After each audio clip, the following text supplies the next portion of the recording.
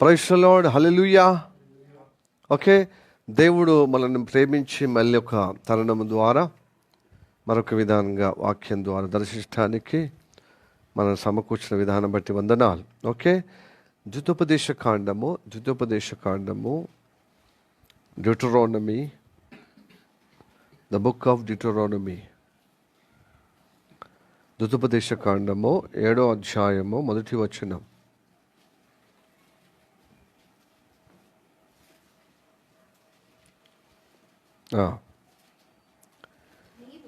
నీవు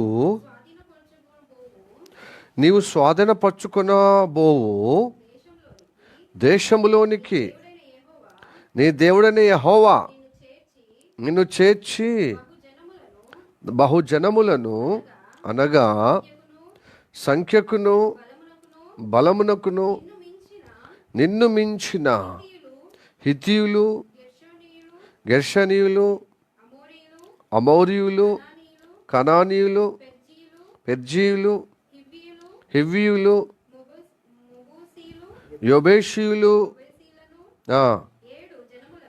యొబేషులను 7 జనములను నీ ఎదుట నుండి ఎల్లగొట్టిన తర్వాత. సరిపోయింది. ఈ వాక్యం మన వినికిడిలో ఆస్వాదించును గాక. ఆమె చిన్న ప్రార్థన చేద్దామా? మిక్కిలిగా ప్రేమిస్తున్న మా పరలోకమందున్న మా తండ్రి, నీకు వందనాలు. ఈ సమయంలో నీ సేవకుని మరుగుపరుచుకొని నాతో మా అందరితో మాట్లాడము అయ్యా. నీ నడిపింపులో ఇజ్రాయెల్ ప్రజల పట్ల ఉన్న ప్రణాళిక అయ్యా, అక్కడ కానాన్ ప్రాంతంలో 7 జాతుల ప్రజలను ఎల్లగొట్టి నీ ప్రజలకు ఇచ్చిన ఆంతర్యమును, ఉద్దేశమును మాకందరికీ ప్రభు నీ పరిశుద్ధాత్మ ద్వారా మాకు తెలియజేయమని ప్రార్థన చేస్తున్నాం. దీనికి భిన్నంగా పనిచేస్తున్న ప్రతి దుష్ట కార్యములు, దుష్ట ప్రభావం యావత్తును యేసునామమున దూరపరచబడుగాక, లేపచబడుగాక. నీ వాక్యం ద్వారా మాతో మాట్లాడమని యేసయ్య నామములో అడుగుచున్నాము పరమ తండ్రి, ఆమేన్. ప్రైజ్ ది లార్డ్, హల్లెలూయా. మనము శ్రద్ధతో, కొంచెం ఓపికతో వాక్యం విందాము. తొందరగా అవుతుంది ఈరోజు, ఎక్కువ ఆలస్యం పట్టదని నమ్ముచున్నాను. ప్రియ దేవుని బిడ్డలారా, ద్వితోపదేశ కాండములో ఇజ్రాయెల్ ప్రజలను గురించి చెప్పిన మాట ఇదిగో 7వ అధ్యాయము 1వ వచనం మనము చదివినప్పుడు మీరు గ్రహించాలని నమ్ముచున్నాను. దేవుడు ఐగుప్తు దేశంలో ఇజ్రాయెల్ ప్రజలు ఉన్నప్పుడు వాగ్దానం చేశాడు. అప్పుడు ఉన్నప్పుడు వాగ్దానం చేశాడా? కాదు. అబ్రహాముతో ఇచ్చిన వాగ్దానము అదే కొనసాగిస్తూ ఐగుప్తుల్లో నివాసం ఉన్నటువంటి ఇజ్రాయెల్ ప్రజలు ఇబ్బందిగా ఉన్న సమయంలో ఆ నిబంధనను ప్రస్తావిస్తున్నాడు. ఆ వాగ్దానాన్ని జ్ఞాపకం చేసే విధంగా వాళ్ళు మొరపెట్టినప్పుడు దాన్ని జ్ఞాపకం చేసుకొని వారికి అది ఇవ్వటకు ఇష్టపడుతున్నాడు. సో మొదటి మెసేజ్లో మనం విన్నాం, ఐగుప్తు దేశంలో ఇజ్రాయెల్ ప్రజలు పరవాసులుగా చాలా హింసింపడుతున్నప్పుడు దేవుడు ఇచ్చిన వాగ్దానం ఇస్సాకు, యాకోబుకు, అబ్రహాముకు, ఇస్సాకు, యాకోబు ఇచ్చిన వాగ్దానము నెరవేర్చడానికి ఇప్పుడు ప్రజల దగ్గరికి దిగి వచ్చాడు దేవుడు. హల్లెలూయా, ప్రైజ్ ది లార్డ్. ఐగుప్తు నుంచి విడుదల ఇచ్చినప్పుడు మళ్ళీ వాళ్ళకు ఒక స్థలం ఇస్తా అన్నాడు. 7 జాతులు నివసించేటువంటి స్థలాన్ని, ఆ కానాను ప్రాంతాన్ని వీళ్ళకి స్వాస్థ్యంగా ఇస్తా అన్నాడు. మీకు ఒక ఆలోచన రావాలి, అదేదో ఇక్కడ ఐగుప్తు దేశంలో ఇవ్వచ్చు కదా, ఆ ప్రాంతాల్లో ఎందుకు ఇస్తున్నాడు? మళ్ళీ అక్కడ ప్రజలను ఎల్లగొట్టి ఈ ప్రజలకు ఇవ్వడం ఏంది? ఇది న్యాయమైన విషయమేనా? ఇది ఆలోచన రావాలండి. Hallelujah, praise the Lord, praise the Lord, hallelujah. దేవుడు ఆది నుండి ఆయన ప్రత్యేకంగా మాట్లాడుతున్న మాటలు మనము వినాలి, గ్రహించాలి. ఆయన ఆది మధ్యాంత రైతుడు కదా. ఆదిలో ఉన్నవాడు మధ్యలో నివాసం ఉండటకు ఇష్టపడుతున్నాడు. ఆది మధ్యంత రైతుడు. ఈ విశ్వంలో గ్రహాలకన్నిటికీ సెంటర్ పాయింట్ ఏంటిదంటే భూమి. భూమి అన్ని గ్రహాలకు సెంటర్ మధ్య భూమి. అందుకోసం భూమి మీదకి దేవుడు దిగి వచ్చాడు. హల్లెలూయా. మరి భూమికి సెంటర్ ఏంటిది అంటే మధ్యధర సముద్ర తీరాన అది మధ్యస్థలం. అందుకోసమే ఇజ్రాయెల్ ప్రజలకు స్వాస్థ్యమే ఎక్కడ ఇస్తున్నాడు? మధ్యపురంలో ఇస్తున్నాడు. అక్కడ దేవుడు కోరుకున్న పర్వతం, పరిశుద్ధ పర్వతం ఉంది. అదే సియోను పర్వతం. Hallelujah. Praise the Lord, praise the Lord. ఎక్కడైతే అబ్రహాము నువ్వు దేవుడు దర్శించి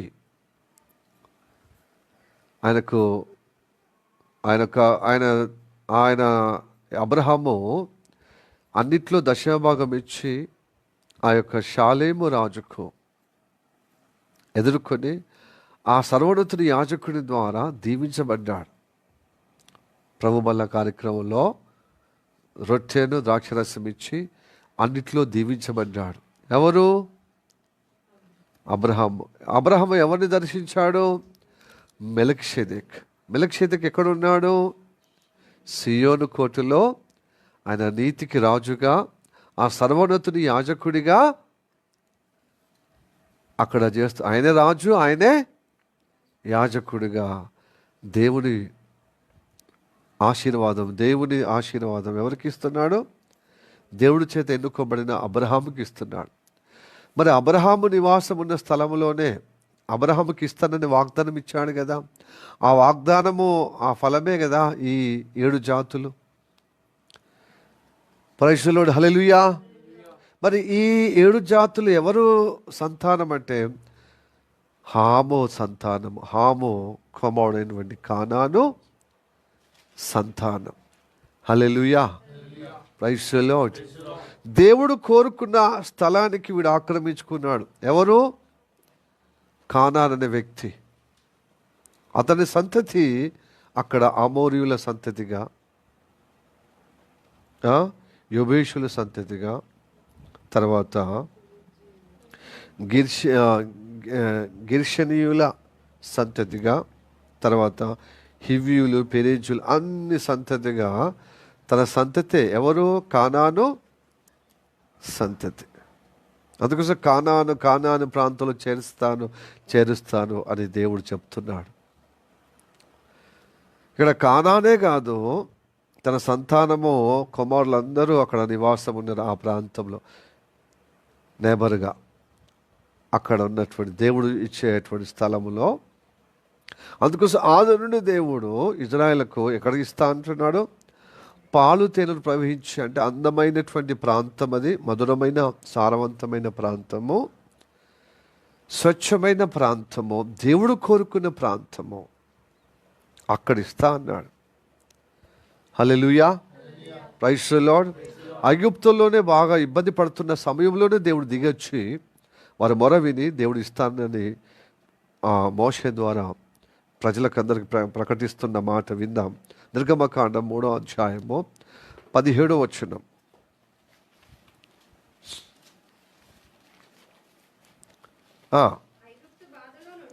ఐగుప్తు బాధలో నుండి పాలు తేనెలు ప్రవహించు దేశమునకు, అనగా కనానీయులు, హితీయులు, అమోరీయులు, పెరిజీయులు, హివ్వీయులు, యోబేషీయులు ఉన్న దేశమునకు మిమ్మల్ని రప్పించదనని సెలవిచ్చితునని వారితో చెప్పము. హల్లెలూయా, హల్లెలూయా. ఆల్రెడీ దేవుడు కన్ఫామ్గా ఇజ్రాయెల్ ప్రజలకు ఇస్తానన్న, తన మూల పితరులకు ఇస్తానని చెప్పినది ఇదిగో ఈ ప్రజలకు, ఇజ్రాయెల్ ప్రజలకు, సర్వ సమాజం అంటే ఐగుప్తు దేశంలో చాలా ఆశీర్వాదంతో నింపబడుతున్నటువంటి ఈ గొప్ప సమాజానికి ఇస్తానని దేవుడు చెప్పిన మాటను నెరవేర్చుటకు ఆ 7 జాతులను ఎల్లగొట్టి మీకు స్వాస్థ్యంగా ఇస్తా అన్నాడు. అవును, దేవుడు ఇశ్రాయేలుకే దేవుడు, కానీ ఈ కానానీయులకు, ఈ 7 జాతుల యొక్క దేశస్థులకు కాదా? అందరి వాడు కదా. యేసుక్రీస్తు అందరికీ ప్రభు అయి ఉన్నాడు. భూమి ఆకాశములను సకల జీవరాశులను ప్రాణకోటిని జీవాధిపతి కదా సృష్టించాడు. మరి వీళ్ళకే ఇస్తున్నాడు, వాళ్ళకెందుకు ఇవ్వకుండా వాళ్ళని ఎల్లగొడుతున్నాడు? ఇది ఒక ప్రశ్న రావాలి. ఇంతకు మనము నిర్గమకాండం 3వ అధ్యాయం 17వ వచనంలో 6 జాతులే చదివినాం. దీర్ఘాయుష్యులు, ఆ దీర్ఘాయుష్యులు ఎందుకు అక్కడ కౌంట్ చేయలేదు? తర్వాత మనము వాక్యంలో ఉందాం. ముందుగా అయితే మూల వాక్యంలో అయితే 7 జాతులు, 7 దీర్ఘాయుష్యులతో, దీర్ఘాయుష్యులతో కలిసి 7 జాతులు. ఈ 7 జాతులు చేసినటువంటి దోషం ఏంది? వీరికి ఇస్తా అంటున్నాడు, వాళ్ళకి వెళ్ళగొడతా అంటున్నాడు. దేవుడు అందరికీ ప్రభు అయి ఉన్నవాడు, సృష్టికర్త అయినవాడు. ఒకరికి పక్షపాతం ఉంటుందా? ఒకరికి అనుకూలత, ఒకరికి ప్రతికూలం ఉంటాడా? కాదు. దేవుడు పక్షపాతి కానే కారడు. ఒకరికి అనుకూలం ఉండడు, ఒకరికి ప్రతికూలం ఉండడు. ఒకరికి ఫేవర్గా ఉంటాడు, ఒకరికి అన్ఫేవర్గా ఉండడు. దేవుడు అందరికీ ఫేవర్గా ఉండేటకే ఆయన సృష్టించాడు, తన పోలిక, తన రూపం. మరి వీళ్ళ పర్టికులర్గా ఈ 7 జాతులు వెళ్ళగొడుతున్నాడు. ఎందుకంటే చాలాసార్లు వాళ్ళు దర్శించి మాట్లాడితే వాళ్ళు వెళ్ళలేదు, దేవుని మాట వినలేదు. అది గుర్తుపెట్టుకోవాలి. దేవుని మాట విననందుకే దశాబ్దాల నుంచి, శతాబ్దాల నుంచి మాట్లాడినా వారు వినిపించుకుంటలేరు ఈ 7 జాతులు. వీళ్ళే కదా అందరూ. అయితే వీళ్ళను దేవుడు ప్రత్యేకంగా, అక్కడ దేవుడు ఇష్టపడుతున్న స్థలం అంటే భూమి నాభిగా ఉన్నటువంటి ఆ ప్రాంతం, బొడ్డుగా ఉన్న ఆ ప్రాంతాన్ని కోరుకునేది. ఎందుకంటే అక్కడ శిల్వ బలియాగము గావించి ఆ నలుదిక్కుల నుంచి ప్రజలను రక్షించుటకు దేవుడు ఆ ప్రాంతాన్ని ఏర్పరచుకున్నాడు. హల్లెలూయా. అయితే సెంటర్గా ఉన్నటువంటి, నివాసములుగా ఉన్నటువంటి, నటనమా ఉన్నటువంటి ఈ 7 జాతులు దేవుడి మాట వింటలేరు. మరి ఏనంది ఎలా చేస్తాడు? సహించగలుగుతాడు దేవుడు. అందుకోసమే అంటాడు, నువ్వు నా మాట వినుటకు నేను ఏర్పరచుకున్నాను, నేను పితరులను మిమ్మల్ని ఏర్పరచుకున్నాను నా మాట వినటానికి. మంచిగా వినండి. దేవుని మాట వినే వారికి గొప్పగా స్వాస్థ్యంగా దేవుడు మనకు అనుగ్రహిస్తాడు. హల్లెలూయా, ప్రైజ్ ది లార్డ్, హల్లెలూయా. అదే సాదృశ్యంగా దేవుడు కోరుకున్న పరలోకానికి ఈ లోకమనే మనుషులను దేవుడు ఏర్పరచుకునేది ఎందుకు తెలుసా? దేవుని మాట విన్న వాళ్ళకే పరలోక రాజ్యం. అందుకోసం మా పరమ కానానికి పిలుచుకొస్తున్నాడు అన్ని జాతుల నుంచి. అక్కడ ఎవరు వెళ్తారు? దేవుని మాట వినే వాళ్ళను వెళ్ళటకు సిద్ధపరుస్తున్నాడు. అందుకోసం సాదృశ్యంగా ఇజ్రాయెల్ ప్రజలు ఏం చేశాడు? ఆ 7 జాతులను ఎల్లగొట్టాడు. వాళ్ళ యొక్క ప్రవర్తన నాకు అసహ్యంగా ఉంది, హేయంగా ఉంది, నేను సహించలేకపోతున్నాను. కాబట్టి నా మాట విన్నవారు అక్కడికి చేరుతారు. అది అందుకోసమే బైబిల్ చదివేటప్పుడు పరిశుద్ధాత్మ సహాయం ద్వారా చదవాలి. దేవుడు ఎందుకు ఈ ప్రజలు ఎల్లగొట్టాడు? ఈ ఫేవర్గా ఈ అబ్రహాం సంతతినే, ఈ ఇజ్రాయెల్ ప్రజలనే అక్కడ ఎందుకు చేర్చాడంటే దేవుడి మాట వినటానికి ఉన్న వారిని బట్టి. అక్కడికి ఇచ్చిన వాగ్దానము, పిల్లలు దేవుని మాట వినగలిగిన వాళ్ళు, దేవుని వివరించిన వారు, దేవుడే యెహోవానే నా నిజమైన దేవుడని యథార్థంగా ఒప్పుకున్న వారిని దేవుడు అక్కడికి తీసుకుపోతున్నాడు. స్వాస్థ్యంగా ఇవ్వటకు ఇష్టపడుతున్నాడు. అందరినీ కాదండి. చదువుదాం. ద్వితోపదేశ కాండము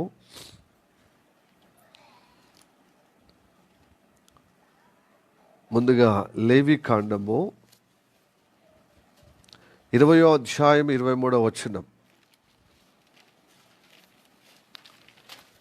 చదవండి. నేను మీ ఎదుట నుండి వెళ్ళగొట్టుచున్న ఆ జనముల ఆచారములను బట్టి నడుచుకొనకూడదు. వారు అట్టి క్రియలన్నీ చేసిరు గనుక నేను వారి యందు అసహ్య పడితిని. 24 నేను మీతో చెప్పిన మాట ఇదే, మీరు వారి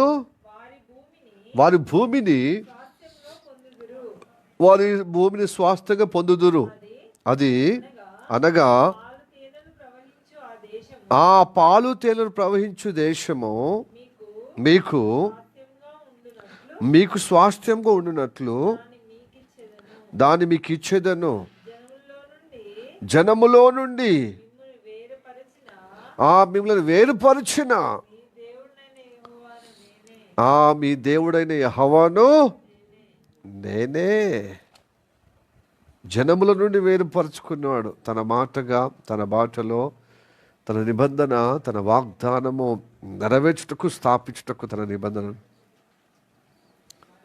అందుకోసం ఆ జాతులను, ఆ 7 జాతులను వెళ్ళగొట్టాడు. అది hallelujah, praise the Lord, praise the Lord, hallelujah. ఈ శపించబడినటువంటి జనాంగమే ఉంది చూడు, కానాను సంతానము, అమోరీయులు, యెబూసీయులు, హివ్వీయులు.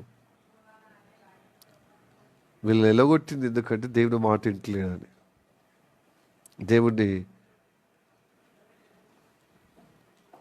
దేవుని ఆలోచన వారు వింటలేరు.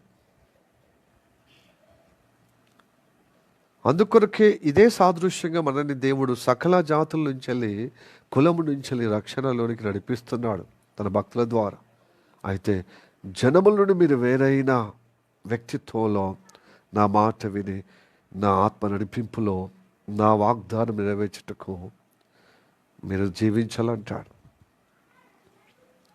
ఇదే ఆశ ఉండాలి. అప్పుడే పరలోక రాజ్యం, పరమకానం చేరటానికి ఉంటుంది, లేకపోతే ఉండదు. ఎవరు పడితే వాళ్ళని తీసుకుపోవచ్చు కదా. అందుకోసమే యేసుప్రభు, ఎందుకు ఇది యేసుప్రభు గురించి చెప్పడం ఏంది, దేవుని పరిచయం చేయడం ఏందండి అంటే, దేవుని మాట వినటానికి ప్రజలు ఇష్టం లేదు. ఎందుకంటే వారి యొక్క ఆలోచన ప్రకారంగా దేవతలు చేసుకొని అక్షయ అయిన దేవుణ్ణి క్షయగా మార్చి, వారి దుష్ట మనస్సుతో వారు ఏర్పరచుకున్న మతాల ద్వారా దేవతలుగా వాళ్ళు ఏర్పరచుకున్న సిద్ధాంతం ప్రకారంగా నడుస్తున్నారు. ఇలా నడిచినప్పుడు దేవుని ఇంట్లోనికి చేరరు. దేవుడు సిద్ధపరిచిన స్వాస్థ్యమైన పరలోకానికి చేరరు. అందుకోసం దేవుడే నరావతారం ఎత్తి అందరిని పిలుస్తూ ఉన్నాడు. యేసుక్రీస్తు అందరికీ ప్రభువై ఉన్నాడు. ఆయన నీతిమంతుడు, హల్లెలూయా. ఆయన సత్యస్వరూపుడు, ఆయన న్యాయవంతుడు, ఆయన పరిశుద్ధుడు. కానీ మనుషుల యొక్క ఆచారములో, పద్ధతిలో, ఆ యొక్క నడవడిలో దేవుని నీతి కనబడతలేదు, పరిశుద్ధత కనబడతలేదు, సత్యం కనబడతలేదు, క్రమం కనబడతలేదు, అక్రమంగా అయిపోయింది.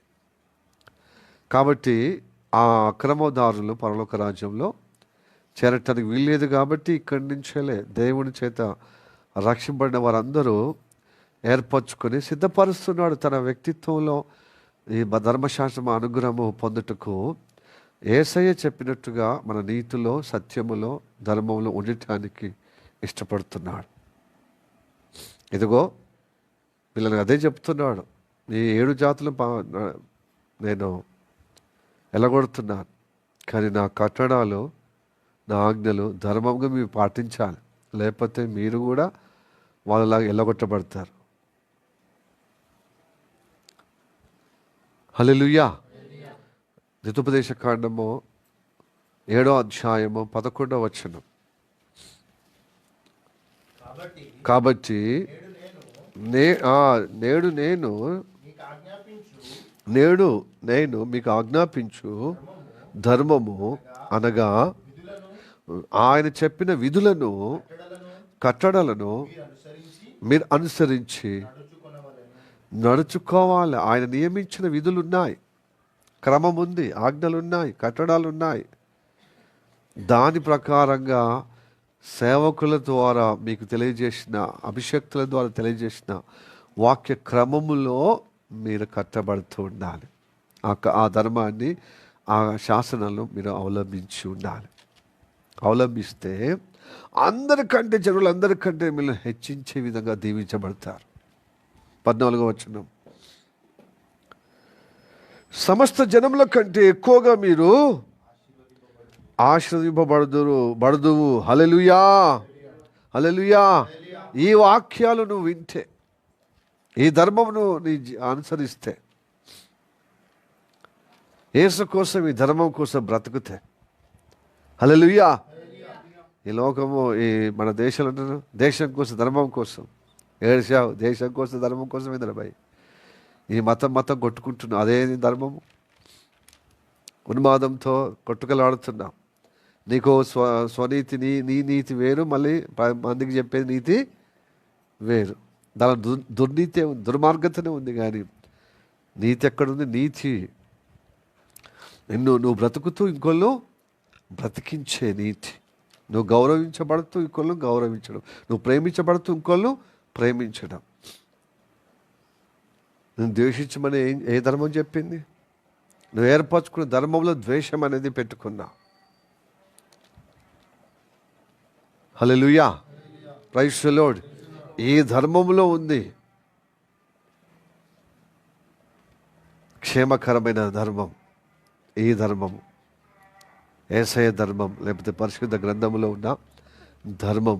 హల్లెలూయా, praise the Lord, praise the Lord, hallelujah. ఈ ధర్మము కాకుండా ఏ ధర్మము ఉన్నా అది అధర్మమే, అది అధర్మమే. అందుకోసం దేవుడు మిషనరీలను పంపించి ధర్మంగా వీళ్ళు బ్రతకటానికి ఏం చేస్తున్నాడు? సువార్త ప్రకటించి వీళ్ళకి కావాల్సినటువంటి హాస్పిటల్స్, స్కూల్స్ పెడుతున్నారు.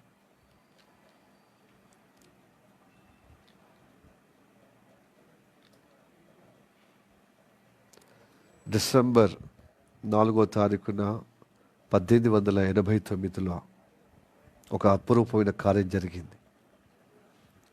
ఈ దేశంలో ఒక ధర్మం ఉంది, ఘోరమైన అధర్మం. ఏం తెలుసా అండి? సతి సమగమనం. అంటే భర్త చచ్చిపోతే భర్త చితిమంటల్లో భార్యను కాల్చేయాలి. ఆ ధర్మం, ఈ లోక ఆచారం, ఈ మూఢ ఆచారం,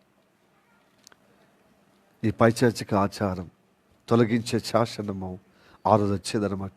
ఎట్లా వచ్చిందండి? ఒక మిషనరీ వాళ్ళ ద్వారా వచ్చింది. విలియం హెగ్డే అని, విలియం కేరీ అని వాళ్ళని భక్తులు కృషి చేశారు. మిషనరీ మన దేశానికి వచ్చి. దురాచారం ఇది. ఒక చిన్న పిల్లలు వివాహం చేశారు వృద్ధులకు.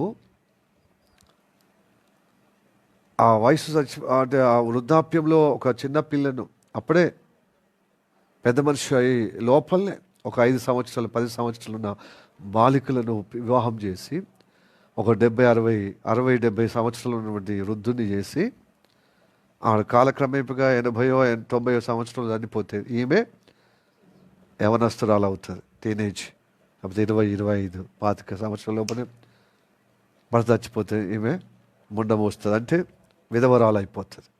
ఆ విధవరాలు చూస్తే శుభము కాదు. కాబట్టి భర్తతోనే చనిపోవాలి. అప్పుడు పరలోకానికి, ఆమె స్వర్గానికి ఒక మంచి మహిమ, అంటే భర్త కోసం చనిపోతుంది కాబట్టి అని చెప్పి ఒక మూఢాచారం పెట్టారు. ఆ మూఢాచార దుష్కార్యానికి నాంది పలికి, అంటే ఏంటిది, ముగింపు పలికేటువంటి దినము ఎన్ని సంవత్సరాలు, ఎన్ని యుగాలకు, ఈ యుగములో ఎన్ని దశాబ్దాలు ఇలాంటి మూఢాచారము ఈ సమాజంలో తీసుకొచ్చి ఎంతమంది స్త్రీలను పొట్టన పెట్టుకున్నారండి. మనం ఇక్కడ ఈరోజు ఇట్లా ఉన్నామంటే మిషనరీ వాళ్ళ యొక్క ప్రోత్సాహాన్ని బట్టి, మిషనరీ యొక్క సేవ ఫలాన్ని బట్టి. ప్రైజ్ ది లార్డ్, హల్లెలూయా. ఇప్పుడు మాట్లాడుతూ ధర్మం కోసము ఏంది సనాతన ధర్మం అని. సనాతన ధర్మం ఏముంది? మనిషిగా చూడలేదు. ఒక కులానికి ఒక న్యాయము, మరొక కులానికి ఒక న్యాయము. అసలు కులాల్లో ఒక న్యాయమే లేదు. కులానికి న్యాయం మారిపోతుంది, ధర్మం మారిపోతుంది, వివక్ష మారిపోతుంది, క్రమము మారిపోతుంది. కులానికి ఒక ధర్మం అని, మతానికి ఒక ధర్మం అని చెప్పి ప్రజలను, మనుషుల్లో వివక్ష చూపించే ఆ కుల ధర్మము, ఆ మత ధర్మమే ఎవరి కోసమండి? ఘోరమైన అధోగతి పడుతున్నటువంటి సమయంలో ఇదిగో 18వ శతాబ్దము 89లో డిసెంబర్ 4 రద్దు చేసింది. ఆ కృషి కోసము, అంటే వీళ్ళు పడుతున్నటువంటి మిషనరీ వాళ్ళు పడుతున్నటువంటి పోరాటానికి సమాజంలో కొంతమంది ఉద్యమకారులు కూడా చేతులిచ్చారు. వాళ్ళ యొక్క పోరాటానికి చేతులు కలిపారు. ఆ కలిపినటువంటి వ్యక్తి రాజారాము మోహన్ రాయ్. ఇది చాలా అమానుష్యం. ఇది భర్త చనిపోతే భార్యను చితమంటలు వేయడం ఏందండి? ఈ దురాచారము ఖండించాల్సిన విషయమే అని ఆ రోజులలో పోరాటం చేసినప్పుడు, మిషనరీ వాళ్ళతో పోరాటం చేసి వీళ్ళు ఏకమై ఉన్నప్పుడు ఈ శాసనం వచ్చింది.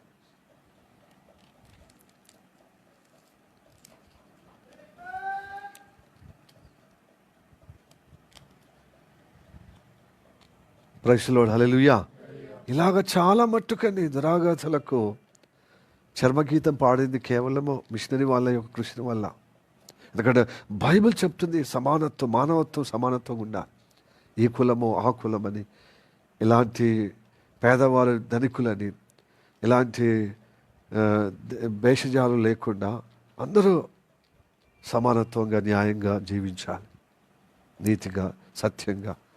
ఏ భేదంలో అందరూ పాపం చేసి దేవుడిచ్చిన ఆశీర్వాదం పొందలేకుండా, మహిమ పొందలేకుండా ఉన్న ఈ లోకానికి ధర్మము దేవుడు పరిశుద్ధ గ్రంథము, న్యాయశాస్త్రము, ధర్మశాస్త్రం ఇచ్చాడు. ఎవరైతే అది పాటిస్తారో వాళ్ళు దీవించబడతారు. అందరికీ కంటే ఎక్కువగా నాగరికతగా గొప్పగా అభివృద్ధి చెందుతాడు. హల్లెలూయా, ప్రైజ్ ది లార్డ్. ఏమండి ఇప్పుడు ఇవన్నీ మర్చిపోయారు ఇప్పుడు ప్రజలు. ఆ వివక్ష చూపించినప్పుడు తెలుస్తుంది. బ్రాహ్మణ కులం నుంచి నీచ కులం అని చెప్పబడుతుంది. ఆ నిమ్మ కులస్తుల వరకు ఇదే దురాగత ఉండేది, ఇదే ఘోరమైన వివక్ష ఉండేది. స్త్రీలలో వంటిట్లోనే పరిమితం ఉన్న స్త్రీని ఇప్పుడు సమాజంలో ఒక విలువగలిగినటువంటి పురుషులతో ఏ విషయంలో కానీ కొదవ కాదు, తక్కువ కాదని సమానత్వంగా తీసుకొచ్చి ఉన్నతమైన గౌరవం తీసుకొచ్చింది పరిశుద్ధ గ్రంథం యొక్క వాక్యాన్ని బట్టి, మిషనరీ వాళ్ళ ద్వారా. ఈ బైబిల్ ఉన్న వాక్యాలు, అనేక వాక్యాలు మన యొక్క రాజ్యాంగ బుక్లో పేర్చబడ్డదండి. ఇది బ్రిటిష్ వాళ్ళు తీసుకున్నారు బైబిల్ నుంచి వెళ్ళి, అలాగనే అమెరికా వాళ్ళు తీసుకున్న బైబిల్, ఆస్ట్రేలియా, ఈ ఆస్ట్రేలియా వాళ్ళ యొక్క శాసనం నుంచి ఇదిగో మన భారత రాజ్యాంగ గ్రంథము వచ్చింది. ప్రత్యక్షంగా బైబిల్ నుంచి తీసుకుపోవచ్చు, కానీ వారి యొక్క మరి రాజ్యాంగము ఎలాగ నిర్మించుకున్నారో బ్రిటిష్ వాళ్ళు కానీ, ఇంకా అలాగనే అమెరికా వాళ్ళు కానీ, స్విట్జర్లాండ్ వాళ్ళు కానీ, ఆస్ట్రేలియా వాళ్ళు కానీ, జపాన్ వాళ్ళు కానీ, ఇవన్నీ బైబిల్ నుంచే మూలము. కాబట్టి అంబేద్కర్ మొన్న వర్ధంతి అయింది, నిన్ననే కదా అంబేద్కర్ వర్ధంతి నిన్న అయింది. ఆయన కూర్పు తీసుకొచ్చింది ఏంటండి? సమానత్వం. ఇది బైబిల్ నుంచి వచ్చింది. ఎవరు అన్నా కాదన్నా అవునన్నా ఇది ముమ్మాటికి నిజం, ఇది వాస్తవం, ఇది సత్యం. ఆయన పరోక్షంగా అనేక దేశాలు వాళ్ళ యొక్క కాన్స్టిట్యూషన్ బుక్ ఉందో, వారి ప్రజలకు, వారి పౌరులకు ఏ విధంగా క్షేమంగా ఉందో అదంతా తీసుకొచ్చి భారత రాజ్యాంగాన్ని కూర్పు చేశాడు. వాళ్ళు యేసయ్య నమ్ముకొని యేసయ్యలో ఉన్నటువంటి ఆ యొక్క సత్యవాక్యాన్ని పరిశుద్ధ గ్రంథం నుంచి తీసుకున్నారు. వాళ్ళ యొక్క రాజ్యాంగంలో అది తీసుకొని దేశం యొక్క ప్రగతి పదంలో వారి పౌరులకు, వారి యొక్క పరిపాలనకు సౌలభ్యంగా అనుకూలంగా చేసుకున్నప్పుడు అది నచ్చి అంబేద్కర్ అందుకోసమే భారత రాజ్యాంగం సెక్యులరిజం, అన్ని మతాలు, ఏ కులమైన ఏ మతమైనా పర్వాలేదు, నువ్వు న్యాయంగా బ్రతకాలి, ఈ పౌరుడిగా, ఈ పౌరసత్వం కలిగి, అందరూ విద్య ఉండాలి, అందరికి వైద్యం ఉండాలి, ఎవరు ప్రతిభావంతుడైతే వానికి పట్టం కట్టాలి. అట్లుందా? ఇంకా కుల వివక్షనే పోలేదు, ఇంత మత వివక్షనే పోలేదు.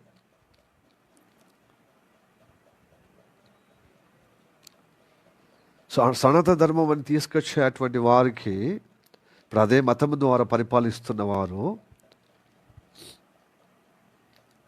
చూడండి,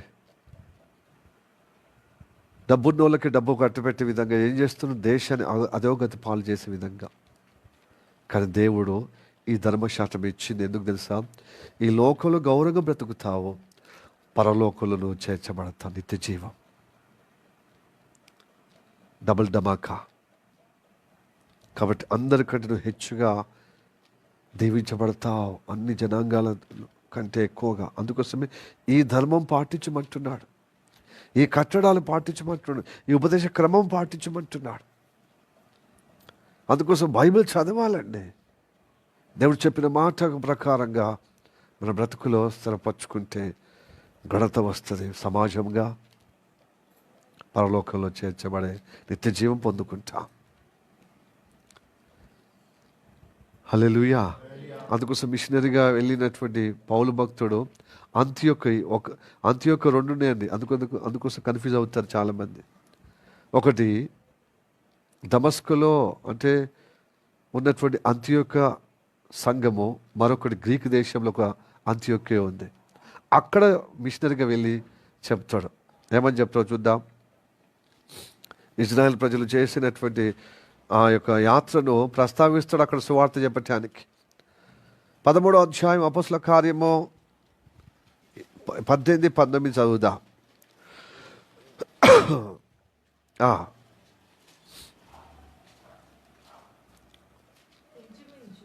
ఇంచుమించు దాని పైనుంచి చదువు, 15 నుంచి చదువు, 15, 16, 17. ఇశ్రాయేలులారా,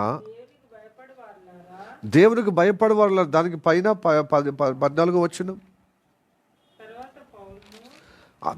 తర్వాత పౌలును అతనితో కూడా, అంటే బరబ్బా ఎవరు, మిషనరీ, తన తోటి మిషనరీ తను బయలుదేరి ఆడికి వెళ్తున్నాడు అనమాట. ఎవరు? బర్నబాతో కలిసి ఆ అంత్యోక్యకి వచ్చిండు. పైన వచనం చదవండి, 13 నుంచి చదువుతారా? అపొస్తలుల కార్యము 13వ అధ్యాయము తీశారా? ఎక్కడి నుంచి చదువుతున్నావు? 14 వచనం చదువుదాం. పెర్కేము నుండి బయలుదేరి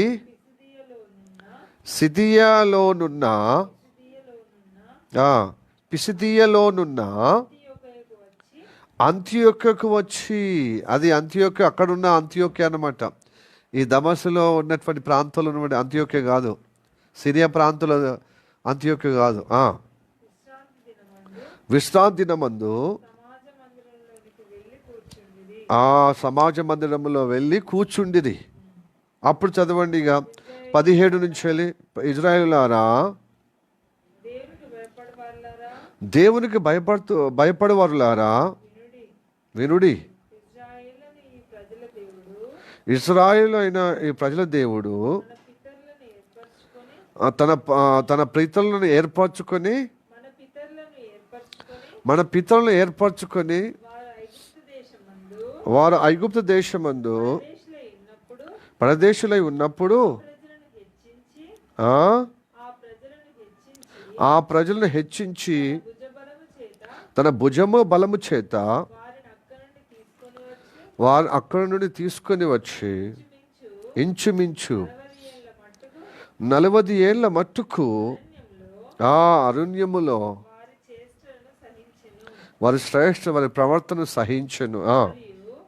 మరియు కానాను దేశంలో 7 జాతుల వారిని నాశనము హతమార్చి వారి దేశమును వీరికి స్వాస్థ్యంగా పంచి ఇచ్చాడు.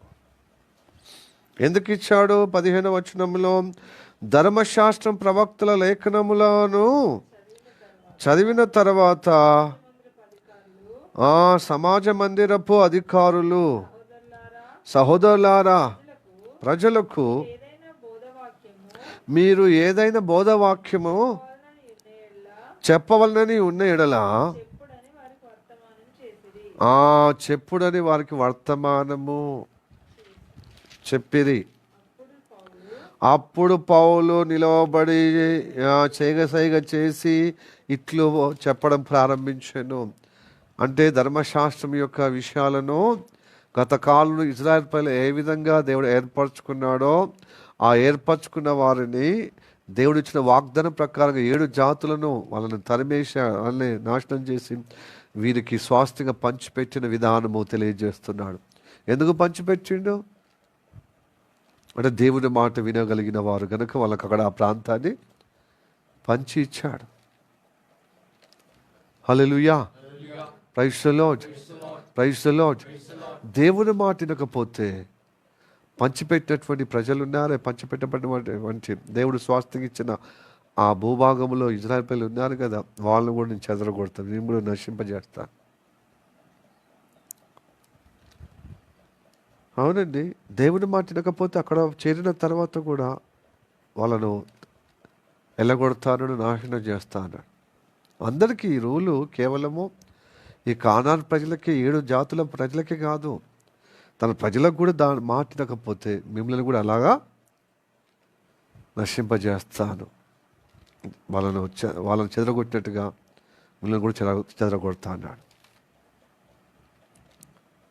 ద్వితోపదేశ కాండం 8వ అధ్యాయం 20వ వచనం చదవండి.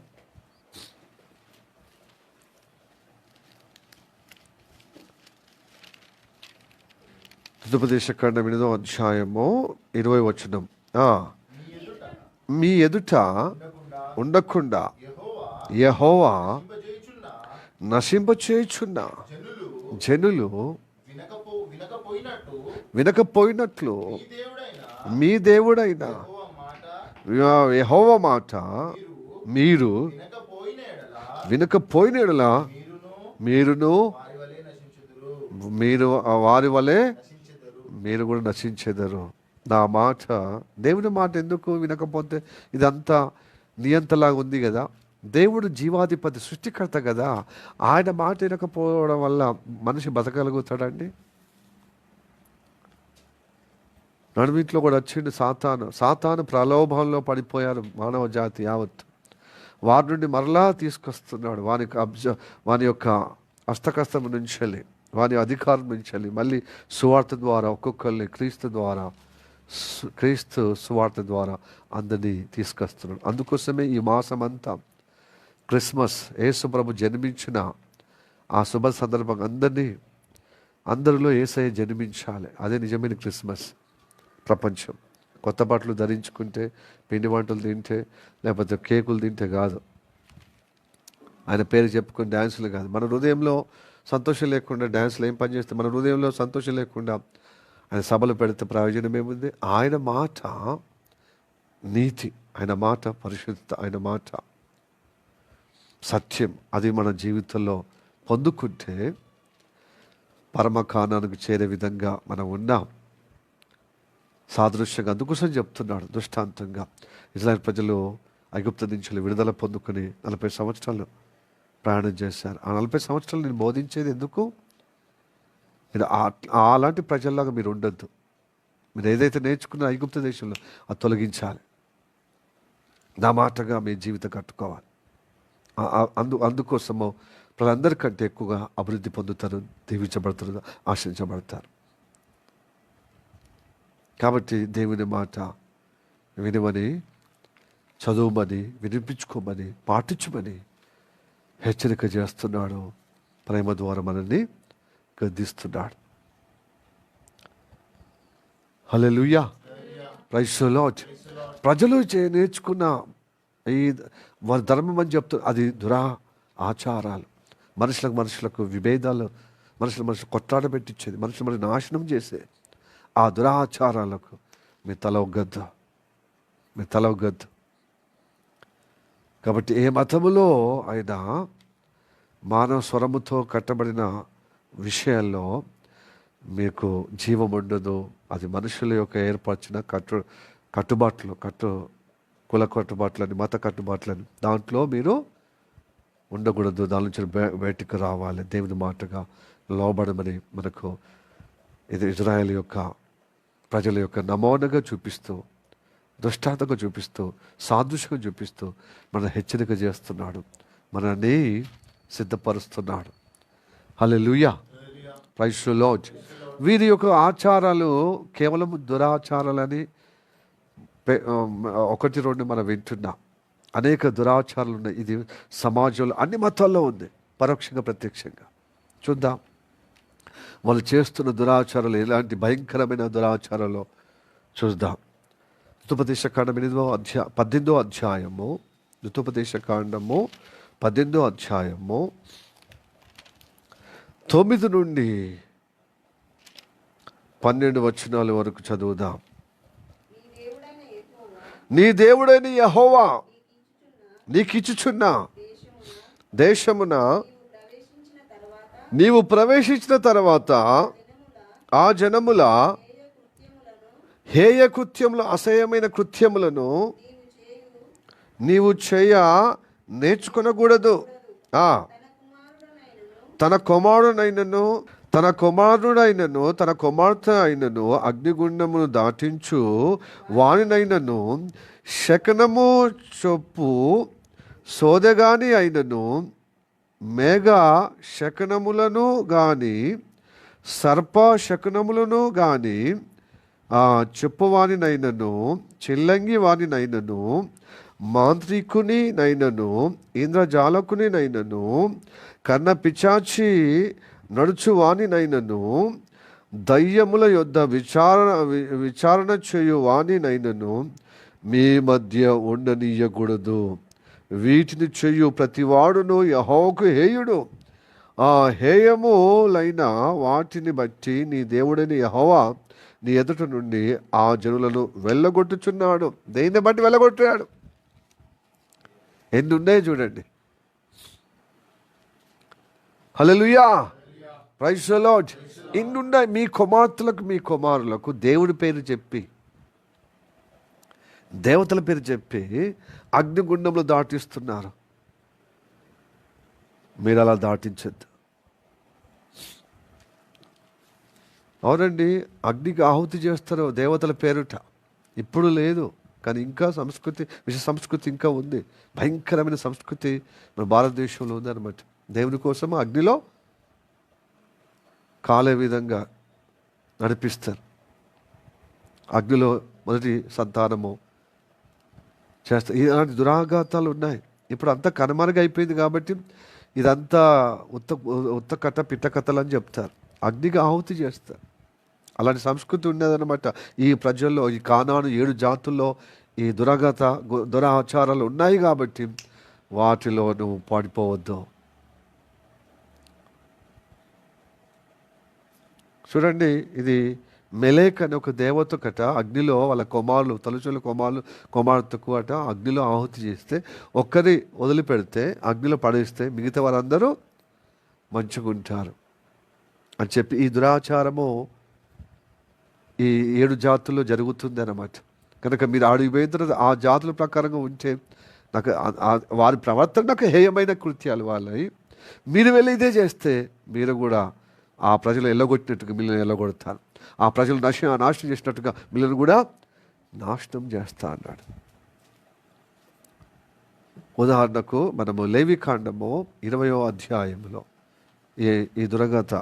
ఈ దురాగతలు ఉన్నాయి. అగ్నిగుండంలో వాళ్ళ కుమార్తెలను వాళ్ళ కుమారులను పడేసే విధంగా చదువుదాం. 2:3 చదువుదాం. 2:3 20వ అధ్యాయం లేవికాండం.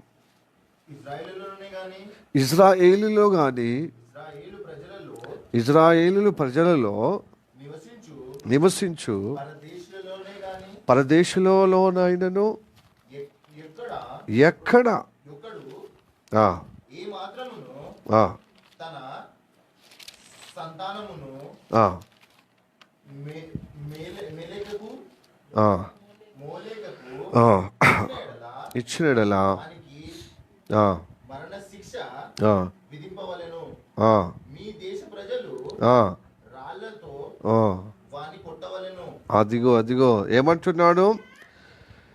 ఇజ్రాయేలీలలోనే గాని, ఇజ్రాయేల్ ప్రజల్లో నివసించు పరదేశంలోనే గాని ఒక్కడు ఏమాత్రమును తన సంతానమును మొలేకు అనే దేవతకు అర్పిస్తున్నట్టు అగ్నిలో.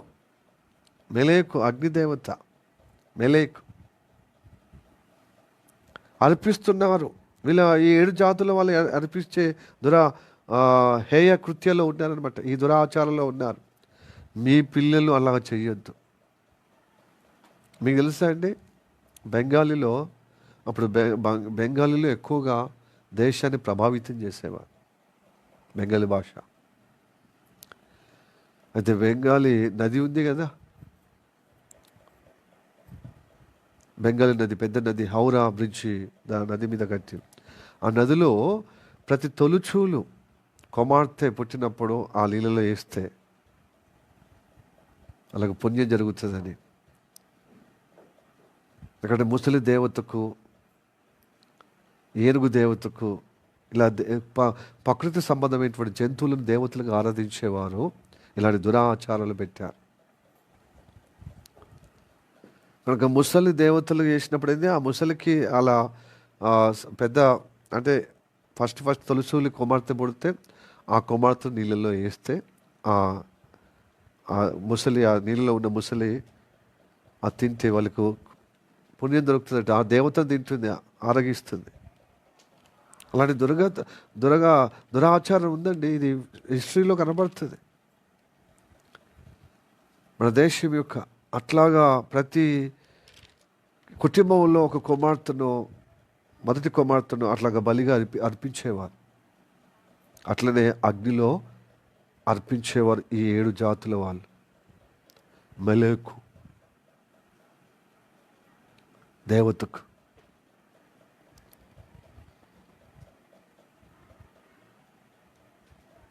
ఎందుకంటే దేవుడికి ఇష్టం లేదు ఇలాంటి దురాగతమైన ఆచారం. ఇది అధర్మము, ఇది హేయమైన నా దృష్టికి. కనుక నా మాటలు నీతి గల్లవి, న్యాయమైనవి, సత్యమైనవి, ఇవి నీళ్ళలాగా ప్రవహించాలి. కానీ ఇలాంటి దుర్గా కార్యాలు, దుర్గంధము లేక హేయమైన కార్యాలు, ఈ దురాచారం జరగద్దు మీ వంశంలో, ఇజ్రాయెల్ ప్రజల్లో, మరి మీ దేశంలో, మీ మధ్యలో ఉన్న పరదేశంలో కూడా ఇలాంటి పాటించద్దు. హల్లెలూయా, ప్రైజ్ ది లార్డ్. ఇది ఆమోస్ గ్రంథంలో కూడా చాలా చెప్పబడ్డాయి. ఆమోస్ గ్రంథంలో చూద్దాం. 5వ అధ్యాయము 24, 25, 26 వచనాలు చదువుదాం.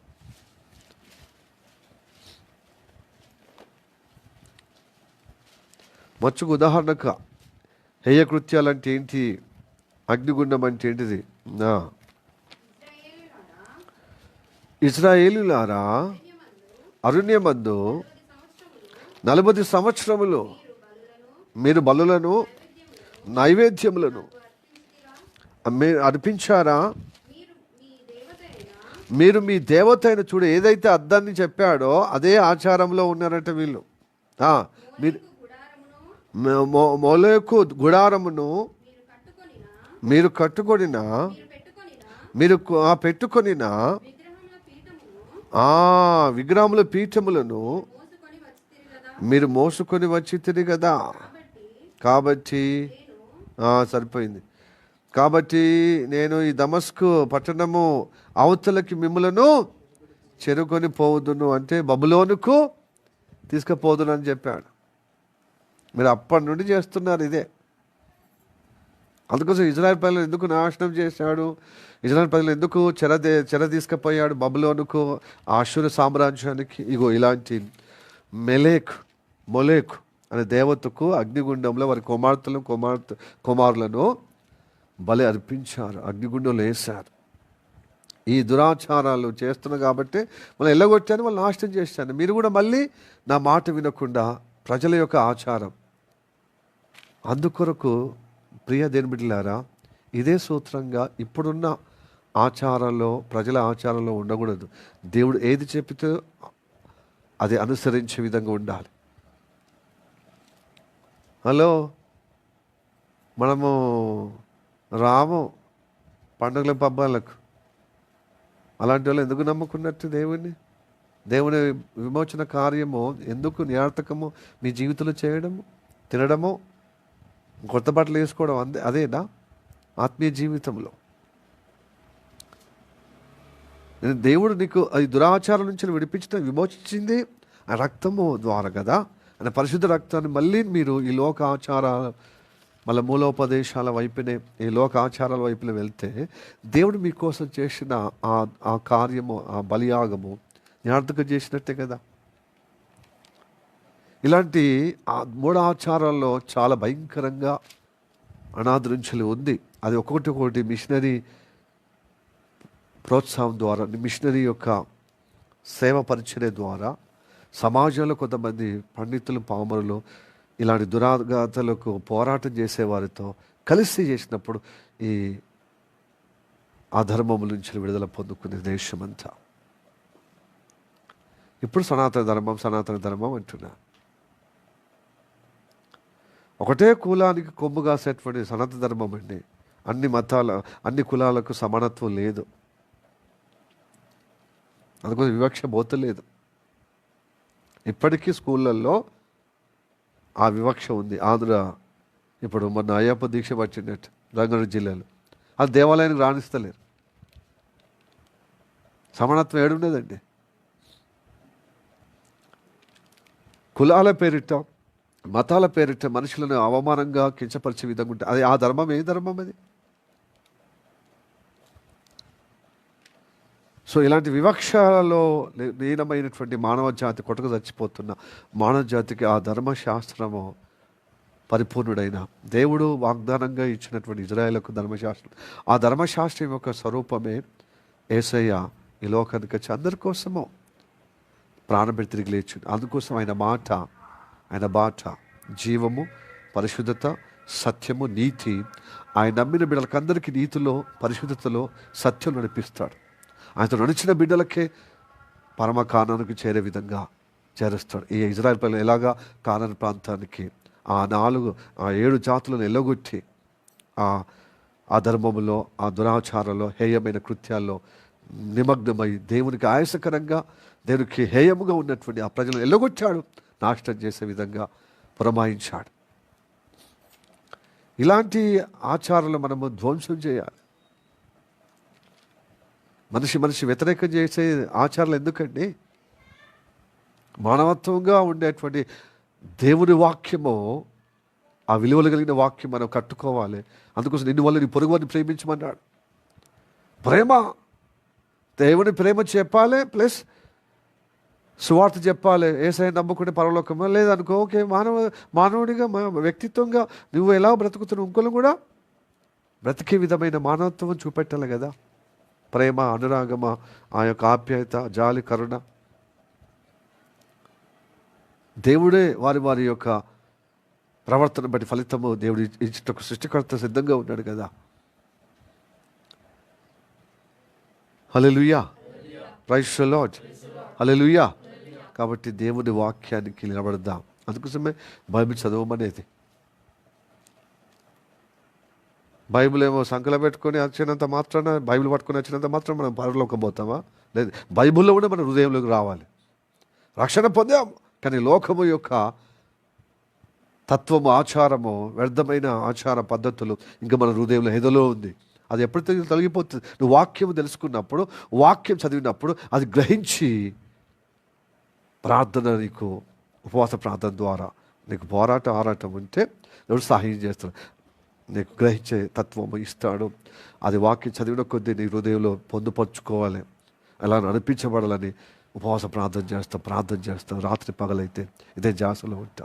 తను అలాగ నన్ను నిలబెట్టమతాను, లేకపోతే ఈ లోకం నశించిపోతాను, మళ్ళీ నీ దృష్టికి నశించిపోతాను. నీ కోపానికి కారకుడు అవుతారు, మన దుష్టత్వంలో పడిపోతారు, మళ్ళీ నీ చేత నిరాకరింపబడతారు. హల్లెలూయా. దేని వ్యక్తిత్వం ఉండాలి కదా. మనిషి యొక్క వ్యక్తిత్వము యేసయ్య రూపంలో చూపించాడు. మనిషి అనేవాడికి ఇట్లా ఉండాలని. ఆయన తత్వం, ఆయన వ్యక్తిత్వం, ఆయన నడిపింపులో మనము జీవించాలి. Praise the Lord. Hallelujah, hallelujah, praise the Lord. అలాంటి అనుగ్రహం కలుగుటకే మనం రక్షించుకున్నాడు. రక్షణ ఉన్నది కానీ ఈ లోక ఆచారంలోనే ఉన్న తలమునకలం అవుతామంటే ఇబ్బందిగా నీ జీవితం పేలిపోతుంది. 24లో ఏమున్నది? ఎట్లా నడవాలి మన జీవిత యాత్ర? ఆమోసు 25వ అధ్యాయం 24లో నీతి ప్రవాహం, నీతి నీళ్లు పారునట్లుగా న్యాయము జరగనీయుడి, గొప్ప ప్రవాహం వలె నీతిని ప్రవహింపనీయుడి. నీతి న్యాయము జరగాలి. అందుకోసం భారత రాజ్యాంగము నిర్మించబడ్డది. ఊరికనే కదా, అందరికీ న్యాయం జరగాలి, అందరికీ నీతి జరగాలి. అది బైబిల్కు అనుకూలంగా ఉందండి. అందుకోసమే ఈ మతోన్మాదులు ఏం చేస్తారంటే అది మొత్తం భారత రాజ్యాంగం రద్దు చేయాలి, సనాతన ధర్మం ఉన్నదే అదే మతపరంగా చట్టం తయారు చేయాలని చేస్తున్నారు కుట్ర. మళ్ళీ అధోగతి పాలు చేయటానికి, దేశాన్ని సకల మతంలో ఉన్నవారిని లేకపోతే కులాల్లో ఉన్నవారికి ఘోరంగా నాశనం చేయటానికి. కాబట్టి సెక్యులరిజం ఏంటిది? భారత రాజ్యాంగం. భారత రాజ్యాంగం బైబిల్ దాదాపుగా సమరూపంలో ఉంటుంది. దాని నుంచి దీని ఫౌండేషన్ దీని నుంచి వచ్చింది కదా. అది వీళ్ళు అనుకుంటున్నారు, అంబేద్కర్ అనుకున్నాడు అమెరికా యొక్క పద్ధతి బాగుంది, వారి యొక్క శాసనాల ప్రకారం పరిపాలన రూలింగ్ బాగుంది కదా, వాళ్ళ యొక్క లా బుక్ నుంచి కొంత, బ్రిటిష్ నుంచి, స్విట్జర్లాండ్ నుంచి, అలాగనే ఆస్ట్రేలియా నుంచి, అలాగనే రష్యా నుంచి, ఇలాగ అనేక దేశాలు ఏది మంచుకుంటే అది అంతా కూర్పుకు చేసుకున్నాడు. అది భారత రాజ్యాంగం లాగా మనకి ఇచ్చేశాడు. అన్ని కులాలకు, అన్ని మతాలకు, అన్ని వర్గాల వాళ్ళకు సమాన హక్కులుగా ఉండాలని. మన ఆ ధర్మంలో ఉంటుందా పరిపాలన? ఎందుకు ఈ నక్సలిజం ఏరేస్తున్నారు? ఎందుకు ఏరేస్తున్నావు? మంచిదే, అది పోతుందా? వాళ్ళకి ఎందుకు అలా తయారయ్యడం జరిగింది? సమాజం అంటే ఎందుకు ఇలాగా పోరాటం చేస్తూ సమాజం వ్యతిరేకంగా, గవర్నమెంట్ వ్యతిరేకంగా వాళ్ళ యొక్క విషయాలను పరిశీలించి వాళ్ళకి న్యాయం చేయటానికి ఉండాలి. అప్పుడు కొంతవరకు ఈ పోరాటం అంటే ఎదురు తిరిగే పోరాటం సలారగొట్టే విధంగా అవుతాం. ఇట్లా న్యాయం చేసినా, మనం ఇట్లాగా అందరికీ అనుకూలంగా గవర్నమెంట్ పరిపాలన చేసినా వ్యతిరేకంగా వేస్తే వాడు సమాజానికి చీడ పురుగు. వాడిని ఏనేయాలి చట్ట ప్రకారంగా. నువ్వు చట్ట ప్రకారంగా న్యాయంగా నీతిగా పరిపాలన లేదు, ఎవరైతే వివక్ష చూపబడుతున్నారో వారు పోరాటం చేస్తారు కదా. వాడు కత్తితోని పోరాటం చేస్తారు, వాడు తుపాకీతోని, వాడు ఓటు బ్యాంకుతోని, రకరకాలు వేసినా ఇంకా కులం ఎక్కువ ఉందని ఉన్నవారు, డబ్బు ఎక్కువ ఉన్న వాళ్ళకే ప్రభావం కలుగుతుంది కదా. కాబట్టి ఆ వివక్ష ఉన్నన్ని రోజులు పోరాటం జరుగుతూనే ఉంటుంది, పరోక్షంగా ప్రత్యక్షంగా ఆగిపోదు. ఈ దుర్మార్గతను కత్తులతోని లేకపోతే బాంబులతోని లేకపోతే తుపాకులతోని కొంతవరకే అది నివురు కప్పి నిప్పులా, తర్వాత అది ఎగిసిపడుతుంది అగ్నిపర్వతంలాగా పేలిపోతుందండి ఉన్నట్టుండి ఉండి ఉండి ఉండి. కాబట్టి దీని పరిష్కారము దేవుడిచ్చిన వాక్యమే, దేవుడిచ్చిన గ్రంథము అయిన ధర్మశాస్త్రం. దేవుడు అనేవాడు అందరికీ ప్రభు అయి ఉన్నాడు. అయితే ఈ లోకానికి ఇజ్రాయెల్ ప్రజల ద్వారా దృష్టాంతంగా మనకు చూపిస్తూ ఆ ఇరా దేశంలోనే యేసు ప్రభుగా జన్మించి అందరి క్రీస్తు అందరి ప్రభు అయి ఉండి వాళ్ళలో ఉన్నటువంటి పాపశాపం తొలగించి అదిగో ధర్మం నేర్పిస్తున్నాడు. ఆయన మాటల ద్వారా మనల్ని నీతిగా న్యాయంగా మరి ప్రబలే విధంగా నీళ్ళలాగా ప్రవహించినట్లుగా మరి న్యాయాన్ని నీతి జరిగించే విధంగా నిలబెట్టబడు కనుక ఈ కార్యం కొరకే సువార్త ప్రకటించబడుతుంది. అందరికీ న్యాయము సమానంగా ఉండటానికి. ఎందుకంటే న్యాయవంతుడు యేసు ప్రభువే, నీతిమంతుడు యేసు ప్రభువే. హల్లెలూయా. కాబట్టి బైబిల్ చదవాలి. ఏదో నామకార్థంగా చదివితే పాస్ అవుతారు, చదివితే ఉద్యోగం వస్తుంది, చదివితే పెళ్ళి అవుతుంది, చదివితే పిల్లలు అవుతారు, చదివితే ఇలాంటి కాన్సెప్ట్ ఉంటే మీలో న్యాయం జరగదు. ఇది వాక్యం న్యాయము గనక న్యాయమైన వాక్యము, సత్యమైన వాక్యము, నీతి కలిగిన వాక్యం నా హృదయంలో పొందపరుచుకుంటేనే అన్ని విధాలుగా మీరు అభివృద్ధి చెంది ఆశీర్వదించబడి అందరికీ పైవారుగా పైన వారుగా అవుతారు. హల్లెలూయా.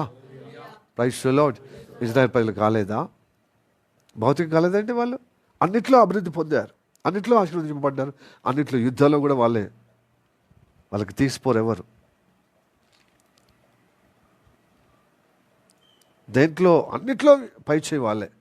ఎందుకు చిన్న రాజ్యం అందుకు అంత పై అంటే దేవుడు ఉన్నాడు, పెద్ద దేవుడు ఉన్నాడు వాళ్ళకు, గొప్ప దేవుడు, విశ్వాన్ని సృష్టించిన దేవుడు వాళ్ళ దిక్కున్నాడు. అయితే యేసయ్య నమ్మలేదని ఒకే కారణము వాళ్ళ మీద కోపం ఉంది, కానీ మిగతాది ఇప్పటిదాకా వివక్షతో అంటే దేవుని మాట వినకుండా ఇబ్బంది పడ్డారని నాశనము ఘోరమైన అలజడిగా వాళ్ళు నిరాకరింపబడ్డారు కదా, త్రోసివేయబడ్డారు కదా, వాళ్ళని ఇప్పుడు చేర్చుకొని ఆదరణగా నిలబెడుతున్నాడు. రేపు రేపు రేపు మాపో యేసయ్య నమ్ముకునే విధంగా వాళ్ళకి మనసు కలుగుతుంది. కొంతమంది ప్రభువులోనికి వస్తున్నారు, వాళ్ళలో కూడా మెస్సయ్య రానై ఉన్నాడని వాళ్ళు మెస్సయ్య కోసం ఎదురు చూస్తున్నారు. వాళ్ళు మెస్సయ్య కోసం వాళ్ళ తాపత్రయం అంతా మెస్సయ్య కోసం, మాకు వస్తాడు చక్కపరుస్తాడని. ఆల్రెడీ మాకు మెస్సయ్య వచ్చిండని మనం నమ్ముతున్నాం, వాళ్ళు నమ్ముతలేరు. మాకు ప్రత్యేకంగా వస్తాడు, మామూలునే ఉద్ధరిస్తాడు అని.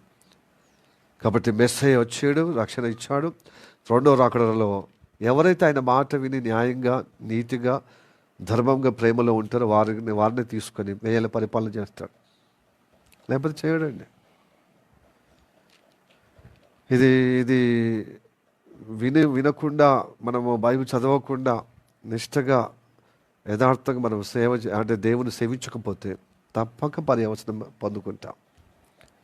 కాబట్టి వీళ్ళు అనుకుంటున్నారు అందరినీ యేసు ప్రభులో కలుపుతున్నాడు, ఇక ఎట్లా పడితే అట్లా వాళ్ళని పరలోకం, అట్లా కాదు. యేసు ప్రభుని పిలుస్తున్నాడు కానీ ఆయన వ్యక్తిత్వంలో నువ్వు సిద్ధపరచు. చూడు, వారు ఐగుప్తు దేశంలో పిలవంగానే వాళ్ళు పరలోక ఆ కానాను దేశానికి పోయిరండి. 40 సంవత్సరాలు వాళ్ళు పరీక్షించారు. 40 సంవత్సరాలు మీ జీవిత యాత్ర పరీక్షిస్తాడనమాట. దేని మాటలు వింటారా వినరా. విన్నవారికి నీతి, ధర్మము, సత్యము, న్యాయము. ఇట్లనే ఉంటే ఇట్లనే అయిపోతాం జీవితాంతం. అర్థమైందా? మనకి ఇష్టం వచ్చినప్పుడు ఉండడం కష్టమైన కూడా కాదు, దేవుడు చెప్పినట్టుగా చేయాలి.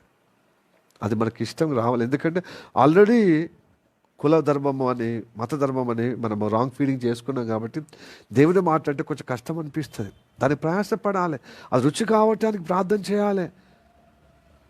రుచి కరిగిన విధంగా అన్ని మసాలా వేసుకుని, ఇంగ్రీడియంట్ వేసుకుని మనం తింటలేమో పూటకు.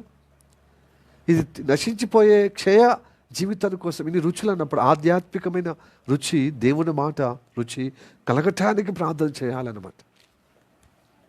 బైబిల్ చదివితే అయ్యా నిద్ర రాకుండా కాపాడమని, సాహసం అంటే నిర్లక్ష్య వైఖరి వద్దు, దేవుని దగ్గర ప్రార్థన చేయాలి. ఇదే ఆశ ఉంటే ఇది రుచి కలగజేస్తాడు దేవుడు. మీకు అపేక్ష కలగజేస్తాడు, మీకు కటాక్షిస్తాడు. దేవుడు కనికర పొందే విధంగా దేవుడు ఎత్తుతాడు. హల్లెలూయా. Praise the lord.